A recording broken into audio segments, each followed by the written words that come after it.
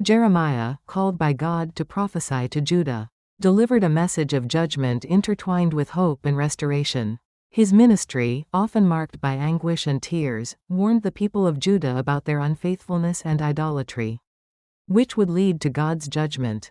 Yet, Jeremiah's prophecies also shine with the promise of redemption. Jeremiah foretold the 70 years of exile in Babylon, and God's promise to bring his people back afterward. Jeremiah 29:10. This prophecy was fulfilled when King Cyrus issued a decree allowing the exiled Jews to return to Jerusalem. Ezra 1:1-4. Such fulfillment demonstrates God's faithfulness even amid judgment. The promise of a new covenant in Jeremiah 31:31-34 finds its ultimate fulfillment in Jesus Christ.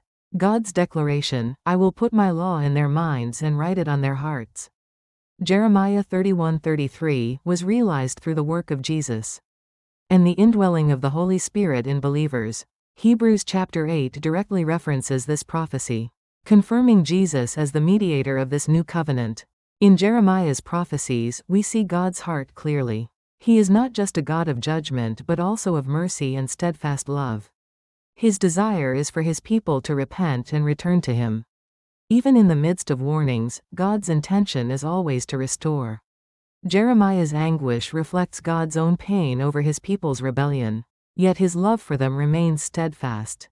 The Holy Spirit speaks to us through these words even today. "For I know the plans I have for you, plans to prosper you and not to harm you, plans to give you hope and a future." Jeremiah 29:11. In every challenge or trial, we are invited to trust in God's promises. His words are not just ancient prophecies, but living truths that guide and uplift us in our daily lives.